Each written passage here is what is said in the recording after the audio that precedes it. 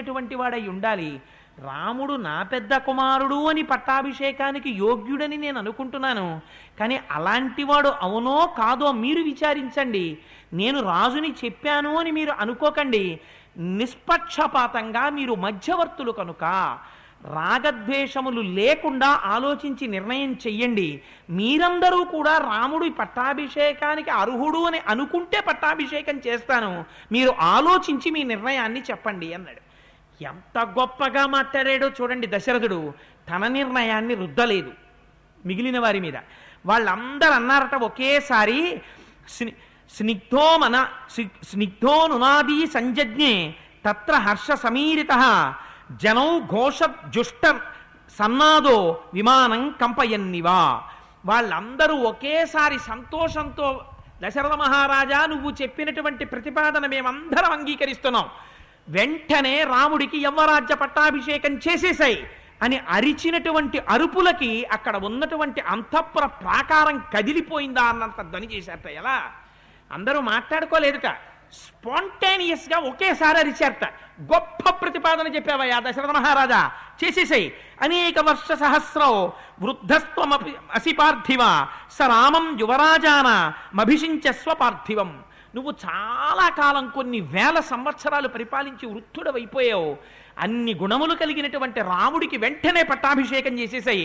ఇచ్ఛామోహి మహాబాహుం రఘువీరం మహాబలం గజేన భతాయాంతం రామం ఛత్రవృతాననం.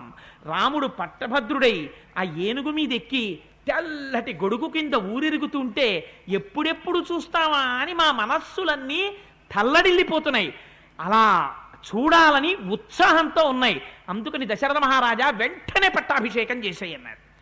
విన్నట్ట దశరథ మహారాజు గారు సంతోషించాడు. ఓహో, చాలా గొప్ప మాట చెప్పారయ్యా మీ అందరూ, కానీ నేను ఒక్క మాట అడుగుతాను, జవాబు చెప్పండి అన్నాడు. ఏమిటి అడగమన్నారు?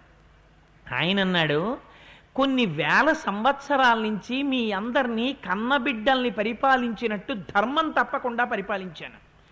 ఇవాళ నేను నా కుమారుడైన రాముడికి యవ్వరాజ్య పట్టాభిషేకం చేస్తాను అని చెప్తే మీలో ఒక్కరు కూడా, దశరథ ఇప్పుడు వచ్చిన లోటేమిటి, నువ్వు మమ్మల్ని తండ్రిలా పరిపాలిస్తున్నావు, కొన్ని వేల సంవత్సరాల నుంచి ధర్మం తప్పలేదు అని ఒక్కడు అనలేదు. నా కొడుకుని యవ్వరాజ్య పట్టాభిషేకం చేస్తే చూడాలనుంది అంటున్నారు. నేనన్నానని మీరన్నారా? లేకపోతే నా పాలనలో లోటు కనపడిందా? నాకన్నా గొప్ప గుణాలు రాముడిలో కనపడ్డాయా? రాముడు మీకెందుకు యువరాజుగా కావలసి వచ్చిందో చెప్పండి. ఎంత పరీక్ష పెట్టాడో చూడండి. తన కొడుకనే అంత తొందరగా రాజ్యం ఏమి ఇవ్వలా దశరథ మహారాజు గారు. దశరథ మహారాజు గారు రాముడికి రాజ్యం ఇవ్వాలంటే ప్రజలందరిలో కూడా ఆమోదం ఉందో లేదో ఎంత పరిశీలన చేశాడో చూడండి. ఇది దశరథుడు అంటే, ఇది అసలు ప్రజాస్వామ్యం అంటే, ఇది ప్రజల యొక్క మనస్సుల్లో ఉన్న అభిప్రాయాన్ని కనిపెట్టి పరిపాలించడం అంటే. అంటే వాళ్ళన్నారు, మాకందరికీ ఎందుకు ఇష్టమో తెలుసా రాముడంటే, రామ సత్పురుషో లోకే సత్యధర్మపరాయణ సాక్షాత్ రామాత్ ది నిర్వృత్తో ధర్మాశ్చాపి శ్రియాస. రాముడు సత్పురుషుడు ఈ లోకం మొత్తం మీద. ఆయన సత్యధర్మపరాయణుడు. ఆయనకి సత్యము ధర్మము ఈ రెండే కావాలి. అన్నిటినీ మించి రాముడి దగ్గర ఉన్న చాలా గొప్ప గుణం ఏమిటో తెలుసా దశరథ? ధర్మాన్ని లక్ష్మిని కలిపి ఉంచడం రాముడికి తెలుసు అన్నారు. ఎందుకని? మనకందరికీ ఏం తెలుసంటే కామాన్ని అర్థాన్ని కలపడం తెలుసు. తెలియక్కర్లేదు, మనకి పుట్టుకతో వచ్చేస్తుంది అది. ఎందుకని? లోపల నుంచి కామం పుడుతుంది. కలర్ టీవీ కొనాలి, కలర్ టీవీ కొనాలి, కలర్ టీవీ కొనాలి. మనకి పుట్టకపోయినా ఇంట్లో వాళ్ళకి పుడుతుంది.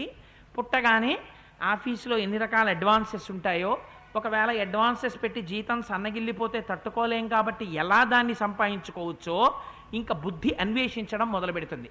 కామము అర్థము, కామము అర్థము, కామము అర్థము. సుడిగాలిలో పడిపోయినటువంటి దూది పింజ తిరిగినట్టు తిరుగుతుంటాం. కానీ ముందు ధర్మము, తర్వాత అర్థకామములు. అర్థాన్ని ధర్మం పక్కన పెడితే ఉపద్రవం రాదు. ఎందువల్ల తెలుసా అండి? అధర్మంగా మీరు తెచ్చి పెట్టారనుకోండి, అశాంతి ప్రారంభమవుతుంది. అశాంతితో పాటు అధర్మంగా వచ్చినటువంటి ఆర్జన అధర్మంతోనే వెళ్ళాలి బయటికి. అందుకని అది ఏం చేస్తుంది? 10 లక్షలు వచ్చింది, హార్ట్కి బైపాస్ సర్జరీ అవసరం అవుతుంది. లేకపోతే ఎక్కడో అనారోగ్యం మీదో, ఎక్కడో ప్రమాదాన్ని తట్టుకోవడానికో, ఎక్కడో ఉపద్రవాన్ని అధిగమించడానికో తీసుకెళ్ళి ఖర్చు పెట్టాల్సి ఉంటుంది. బయట ఒక చెట్టు కింద పడుకున్నవాడు విశ్రాంతిగా పడుకోగలడేమో కానీ అక్రమంగా తెచ్చి ఇంట్లో పెట్టిన వాడికి మాత్రం ఎప్పుడూ బెంగే. ఎందుకనంటే ఏమో ఇది ఎవడికి తెలుస్తుందో, ఎవడట్టుకుపోతాడో అని బెంగ. అందుకని రాముడికి తెలుసున్నదేమిటో తెలుసా? ధర్మాన్ని లక్ష్మిని కలిపి ఉంచుతాడు. ఈ ఉంచడం లోకమునకంతటికీ రక్షణ. అందుకని రాముడు సింహాసనం మీద ఉంటే లోకం కూడా అలా ఉంటుంది. లోకం అలా ఉంటే ధర్మముతో కూడిన లక్ష్మి ఉన్న చోట దేవతల యొక్క అనుగ్రహం ఉంటుంది. ఏ బాధలు లేకుండా ప్రజలు ఉంటారు, రామరాజ్యం అవుతుంది. అందుకని మేము రాముణ్ణి రాజుగా కావాలని అడిగాం. అన్నిటినీ మించి రాముడు వస్తే మాకు ఎలా ఉంటుందో తెలుసా? ఒక్క మాటలో చెప్పేస్తాం. ప్రజా సుఖత్వే చంద్రస్య వసుధాయా క్షమాగుణై బుద్ధ్యా బృహస్పతే స్తుల్యో వీర్యే సాక్షాత్ శచీపతే.